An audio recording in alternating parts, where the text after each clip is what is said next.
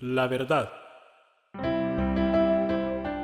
El programa radial de la Iglesia de Dios en Panamá para ministrarle en esta hora la luz divina. Escuche, reflexione y analice y llegue a la conclusión según la verdad para el bien de su alma. Y ahora con ustedes, el hermano Gary Tomlinson de la Iglesia de Dios en calle Turín, Don Bosco, Samaria. Saludos, amados todos, volviendo a encontrarnos en esta, la hora de la verdad. Retomando lo que habíamos dejado de lo que Dios dice versus lo que el hombre dice. Considerando este argumento en donde el hombre dice que no se puede vivir sin pecar, porque Cristo dijo que el que no tiene pecado que tire la, que tire la primera piedra. Y tomamos tiempo en la sesión anterior para mostrar lo que Dios dice en su palabra con respecto a esto, de manera pues que usted pueda tener con qué comparar y llegar a la conclusión que le conviene según la verdad. Yo les digo, amados, les digo, hay tanta gente creyendo tanta falsedad. Y el peligro en esto es que de mantenerse así, el desenlace de su vida no será nada agradable. Porque el ser humano vive de acuerdo a lo que cree. Él vive de acuerdo a lo que gobierna su mente, los conceptos que gobiernan su mente. Y claro, si los conceptos que gobiernan su mente son falsos, asimismo va a vivir tropezándose porque no actúa conforme a la verdad que lo encarrila por el camino correcto y produce los resultados que el individuo necesita en su vida. Recuerde lo que habíamos mencionado acerca del concepto de lo del juicio, que es la corrección. Y como vemos, les había mencionado acerca de los diferentes instrumentos en la construcción, que es la cinta métrica. Habíamos hablado también acerca de el nivel, y habíamos hablado acerca de la plomada. Y también hay otros instrumentos que se usan, como por ejemplo la balanza, y Dios hace mención de ese instrumento en su palabra de Dios, en donde se mide cuánto pesa la vida del individuo. Y mencionamos también que según la sociedad, la vara de medir son las normas, las leyes y normas que han creado o han sido creadas por el mismo hombre, que rigen pues la vida del individuo. Pero según Dios, la vara de medir es su palabra. Su palabra. Esto es lo que Dios ha establecido que debe regir la vida, el comportamiento del individuo. Y cuando Dios lidia con el individuo, parte de lo que Dios hace es lidiar con los males en los cuales el individuo incurre. Dios en su amor bendice y Él hace bien a muchos, a todos, no debería decir a muchos, Él hace bien a todos, buenos y malos, de todas las edades. Pero Dios también lidia con el mal en la vida del individuo. Y al Dios proceder de esa forma, Él prácticamente, esto es lo que Dios lleva a cabo, el juicio en la vida del individuo, que es el equivalente a la corrección en cuanto a los males en los cuales el individuo incurre. Uno de los instrumentos que Dios utiliza para lidiar con el individuo es su propia conciencia. Su propia conciencia. Todos tenemos una conciencia. Y esa conciencia se activa dependiendo de nuestro comportamiento. Es un elemento sumamente neutral, por así decirlo, porque cuando incurrimos en los males, allí está la conciencia dándole. Lo hiciste, no debiste haberlo hecho. Pero cuando procedemos correctamente, nuestra conciencia también nos respalda, haciéndonos o produciendo el registro. Óyeme, te comportaste de la manera correcta. Lo que hiciste fue correcto. Así que Dios lidia con el individuo. Dios trabaja con el individuo en relación con sus males. Dios procura corregir al individuo. ¿Y cuál es el objetivo de todo esto? Que el individuo cese de hacer o de incurrir en esos males. No procedemos nosotros de la misma forma. Usted está en X empresa realizando sus labores, pero en una de esas, si usted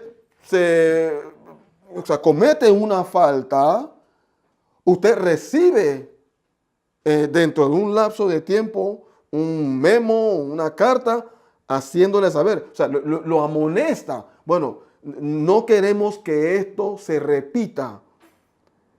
Y las personas se miden, los obreros se miden. ¿Cuál es el objetivo? De que el mal cese, de que eso que está siendo contraproducente a la empresa deje de darse, deje de seguir. Bueno, esta es la manera como Dios está procediendo. Nosotros como padres corregimos a nuestros hijos, los regañamos. A veces tenemos que hacerlo de una manera fuerte. Si bien presentemente eso está prácticamente en extinción, porque los niños se han constituido tristemente por la sociedad en entes intocables. No se les puede tocar. Háblale a ese niño, no le pegues, no te atrevas a ponerle la mano encima, háblale. Y si incurre en el mal, sigue hablándole, y sigue haciendo el mal y háblale. Y sigue a los 7 y sigue hablándole, y a los 10 años todavía haciendo el mal y tú hablándole. Esta es la razón por la cual tenemos la generación de jóvenes y ya yendo hacia los adultos, que es prácticamente insoportable. Los días del rejo, los días de la correa, ya pasaron. Y claro, en parte podemos entenderlo porque tristemente ha habido un abuso, un alto porcentaje de abuso en la corrección. Padres que tratan a sus hijos de una manera brutal. Y claro, vemos que eso es lo que eso es lo que se desea impedir. Pero no podemos ignorar el hecho de que no se están produciendo los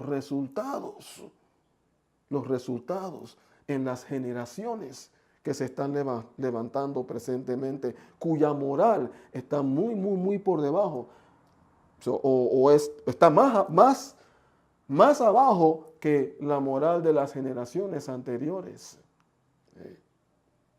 Pero volviendo a lo que estábamos diciendo, como padres corregimos a nuestros hijos porque estamos procurando que el mal en el cual incurren cese, que dejen de hacerlo.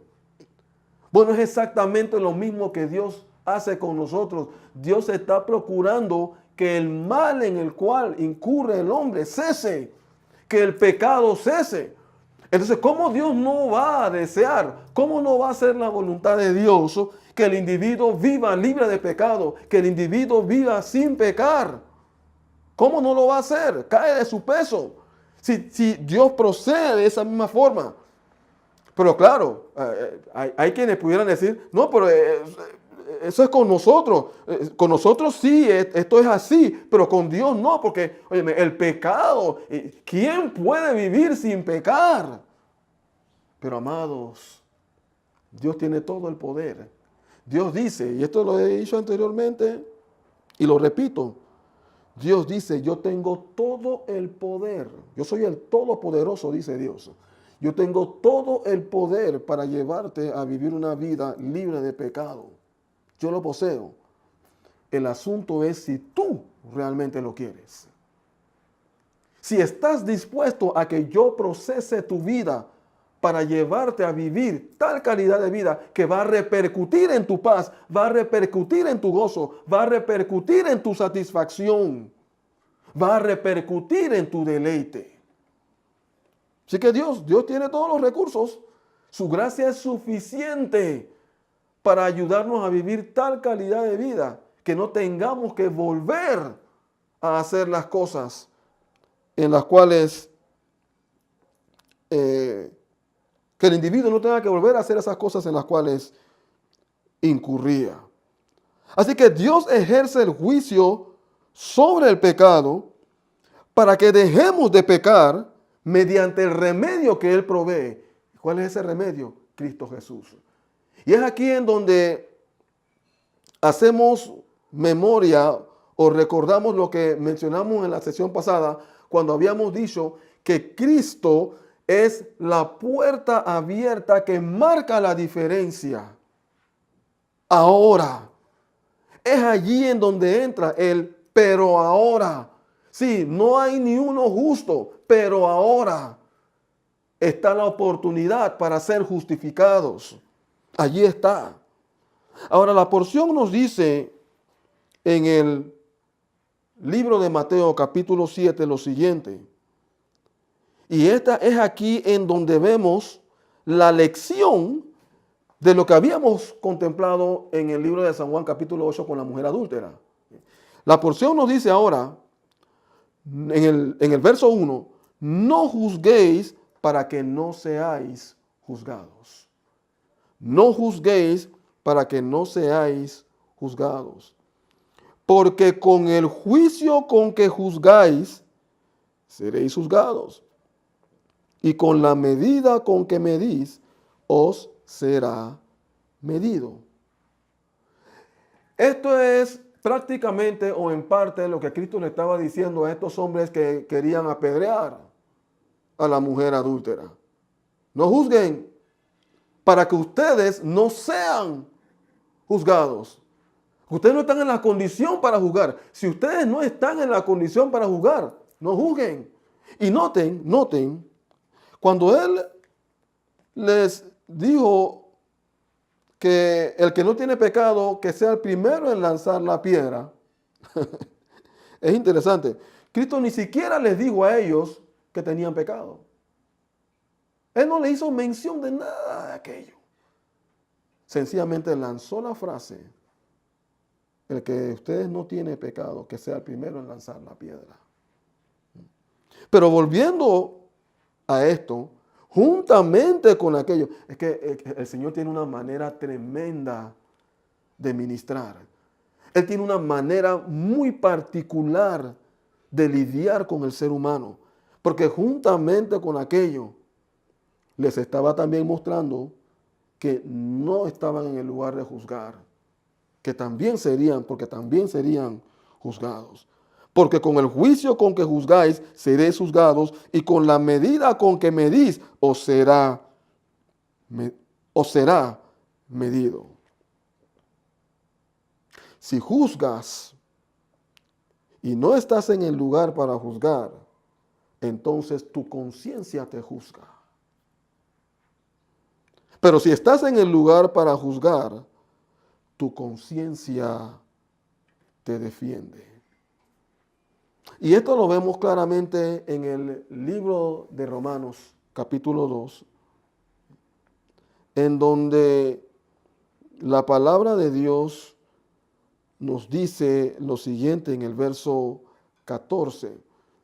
Y recuerde que todo esto lo estamos mostrando para que usted perciba la mente de Dios en todo esto, conforme a ese argumento en la cual las personas se han establecido para aseverar que no se puede vivir sin pecar. Estamos procurando mostrarle la mente de Dios para que perciba el paquete completo de esto.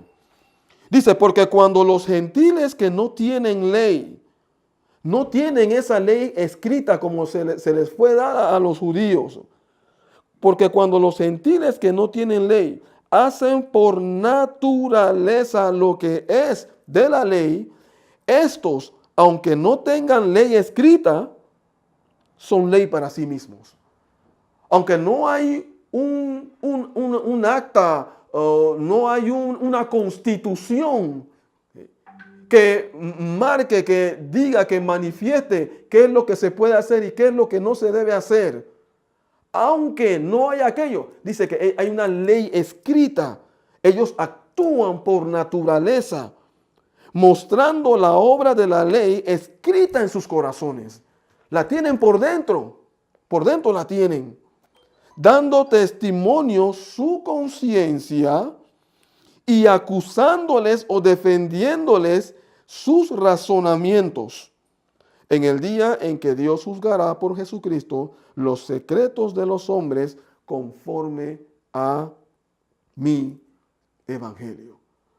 Así que hay una ley en la vida del ser humano. Por ejemplo, usted no me va a decir a mí que si capturan a una persona golpeando a otra, que la persona no sabía que pegarle a su prójimo era malo, que eso está fuera de orden, que no se debe hacer.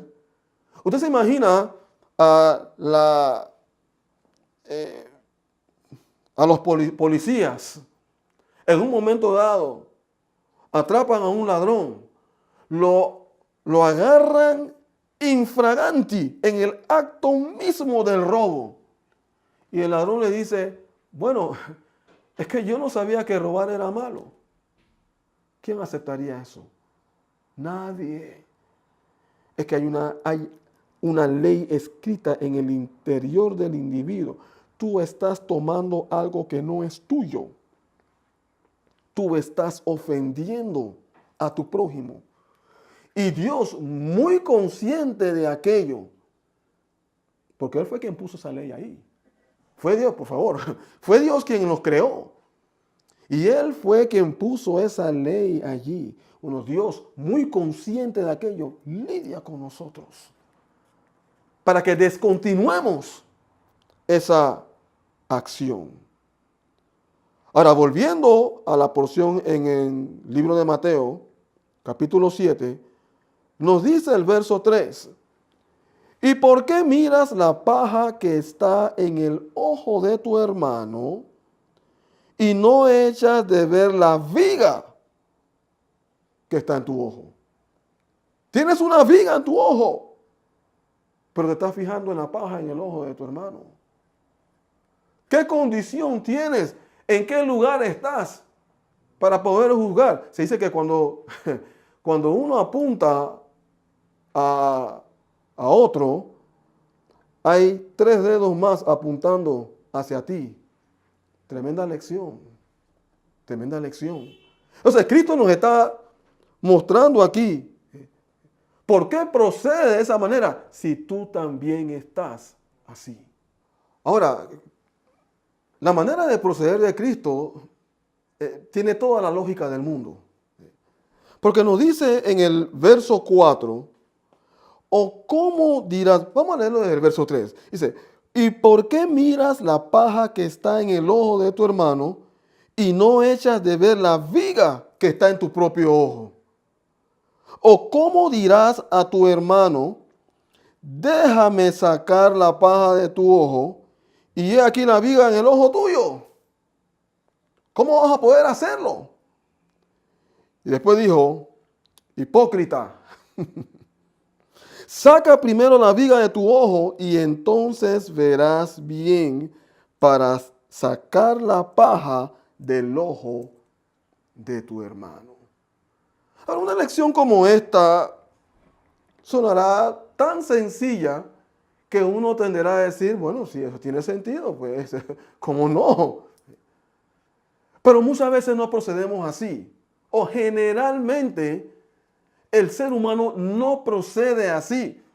Porque así estaban procediendo los que iban a apedrear a la mujer adúltera. Si bien no estaban procediendo con el espíritu correcto.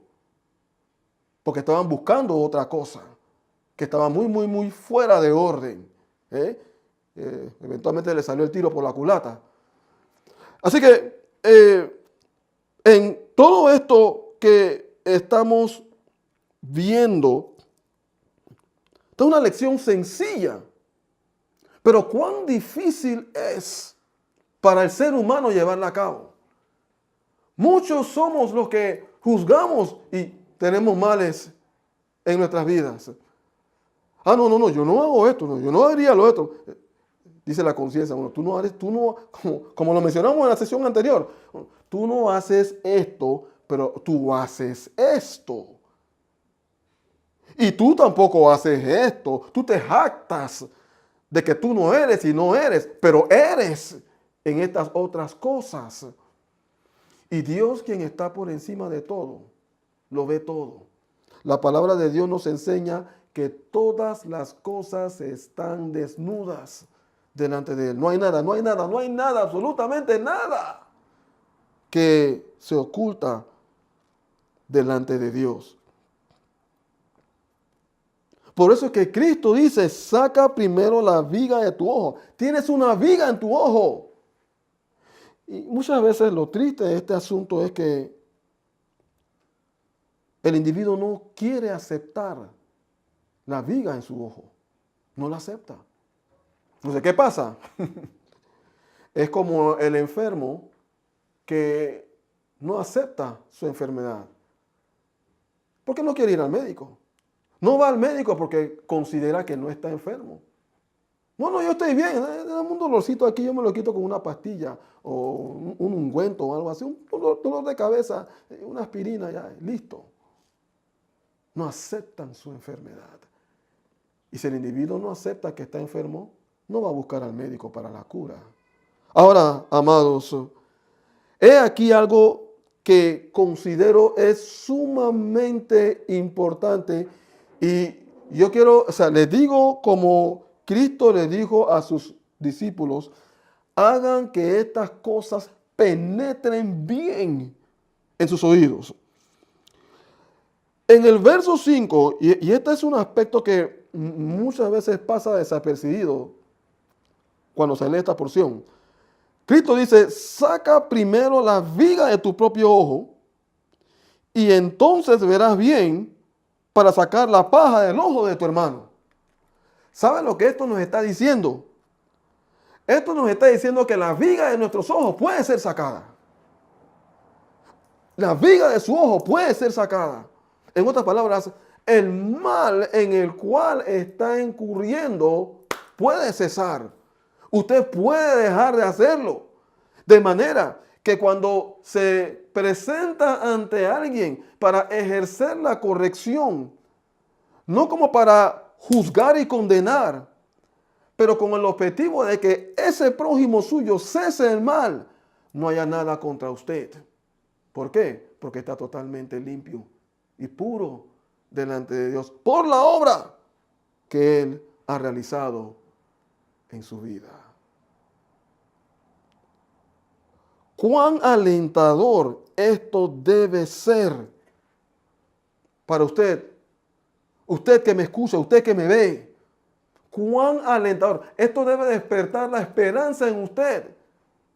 La esperanza de que ese mal o ese pecado que usted no ha podido dejar por años, lo puede dejar, lo puede abandonar.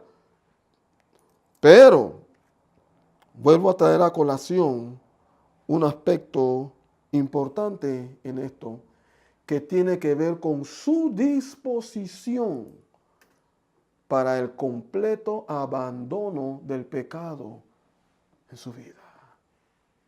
el completo abandono del pecado en su vida. Mira, yo le voy a decir una cosa. Le voy a decir una cosa. Cristo nos comparte el Evangelio. Y la palabra Evangelio significa buenas nuevas, buenas noticias. Buenas nuevas. Una noticia es algo que uno no sabía, la recibe, la escucha por primera vez. Y es una buena noticia. A todos nos gustan las buenas noticias. Y es importante, lo que yo quisiera que usted percibiera en todo esto que estamos mostrando, es que Dios, que recuerde, estamos hablando de lo que Dios dice versus lo que el hombre dice. Lo que el hombre dice se concentra en mala noticia, pero lo que Dios dice se concentra en la buena nueva, haciéndole saber que en efecto se puede vivir la vida consistente, libre de pecado, en una manera permanente. Entonces, implicando que lo que para el hombre resulta imposible, para Dios es posible. Todo lo es posible para Él. Y en esta hora, el mismo Dios de amor, que ha estado trabajando en su vida, que ha estado lidiando en su vida, lidiando con usted en relación con los males en los cuales ha estado incurriendo, porque esa es otra situación. Dios lidia con el individuo en relación con sus males. Y tristemente, el individuo procura esquivar a Dios. Procura esquivar a Dios para seguir haciendo ese mal. Hay personas que cierran sus oídos a la verdad. ¿Por qué? Porque saben que eso les va a impedir seguir haciendo más de 4 cosas. Y quieren sentirse cómodos haciendo aquello en lo cual encuentran deleite. Pero, amados, ese deleite tiene un fin. Y Dios, consciente de aquello, está procurando abrirle su entendimiento para que perciba el peligro en el cual se encuentra. O sea, este mismo Dios, en esa manera, está manifestando su amor hacia usted. Así como volviendo al mismo ejemplo de esa madre, esa madre que tiene la mano de esa hija de 2 años o 3 años o 4 años, la tiene bien agarrada, esa niña que está procurando soltarse porque ella quiere salir a correr. Suéltame, no me agarres, déjame tranquila, yo quiero ser libre. Pero no está percibiendo el peligro. Puede encontrarse corriendo y terminar siendo atropellada por un vehículo. Bueno, Dios desea impedir en su vida el atropello eterno en el infierno. Considere estas cosas, amados. Yo creo que con lo que hemos manifestado aquí, hemos echado por tierra el falso concepto de que nadie puede vivir sin pecar, porque Cristo dijo que el que no tiene pecado que tire la primera piedra. Yo creo que se ha mostrado suficiente, con lo cual usted puede sopesar las cosas para su propio bien en un espíritu de honestidad delante de Dios. Estaremos contemplando, amados, en nuestra propia sesión, el otro argumento a seguir. ¿Cuál es? Déjame decirlo completo. Nadie puede vivir sin pecar porque hasta con la mente pecamos y con los ojos también. Seguiremos. ¿Ha escuchado usted la verdad? Sus preguntas pueden ser aclaradas llamándonos al 507-398-1667. Repetimos, 507 398-1667. Visítenos a nuestro sitio web www.laiglesiadediospanamá.com. Repetimos, www.laiglesiadediospanamá.com. Contáctenos desde cualquier punto del mundo para aclarar sus dudas, para consejerías personales, enseñanzas, charlas, seminarios o prédicas. Que Dios haya ministrado a su mayor necesidad es nuestra oración. No olvide, suscríbase a nuestro canal La Verdad.